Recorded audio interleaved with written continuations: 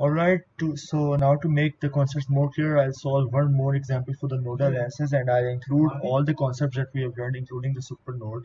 So I just written all the steps down here in a pretty bad handwriting, and the first step is to identify the nodes. So I just identify the nodes. There is this one node, node A, and then there is this node B, there is this node C, there is node D, and there is node E, and this is pretty similar to the last example that we did in the previous video. So now I just choose a reference node and I'll choose the node C because for two reasons. Number one, it has the most branches connected to it, and it also has a voltage source, so I won't have to write a KCL because you do not write a KCL for the super node when the reference node is there.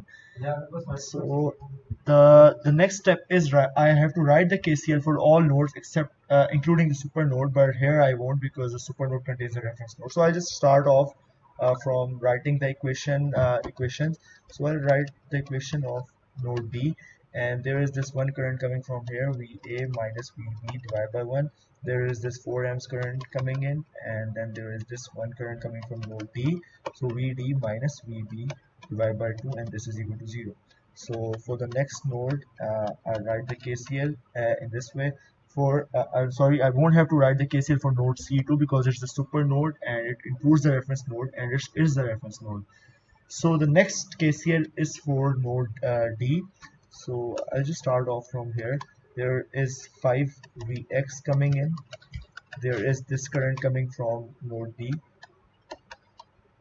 and then there is this one current coming from node E.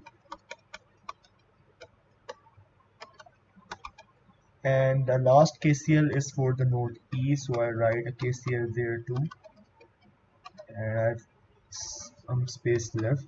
So there is this one current coming from node D, and there is this one current coming from C, which is a reference node. So, and there is this one last current coming from node A. So this is equal to 0. So these are the KCLs. So I'm done with this step 2, and I'm done with the first 4 steps. Next, I have to write the other equation for the super node, basically the voltage equations. So I just use the space I have left, and for the super node, the voltage equation is the VC is connected to the positive terminal and VA is connected to the negative terminal. So this is the equation. So that is it, because that is the only super node we have. Next, we have to write the equations for the dependent sources. As I have said, that whenever you have dependent sources, just write the equations relating to the nodal voltages.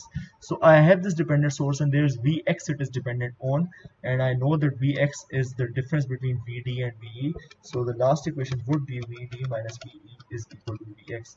So now I have I have 5 equations and I have 5 unknowns. So it would be pretty easy to solve through it won't be really easy to solve through substitution, but you can just use some linear algebra laws like Cramer's rule to find all the unknowns. So these are the steps, and you can note them down on your notebook or something. That the first step is just identify all the nodes. Next, identify the reference node, and then you form super nodes. Then you write the KCL for all nodes including the super node if it does not include the reference node. Next, write the other equation for the super node. What this means is that just relate the voltage of the voltage source with the nodal voltages. For example, VC minus VA is 3 volts. And do this for all super nodes, and then write the equation for the dependent sources and just relate the parameter they are dependent on with the nodal voltages. For example, in this case, Vx is equal to Vd minus Ve. So this is the main crux of solving all problems through nodal analysis. And I've already shown how this is really useful because it helps you find all the voltages, all the potential differences, all the currents in a branch using nodal voltages. So I hope you understood this.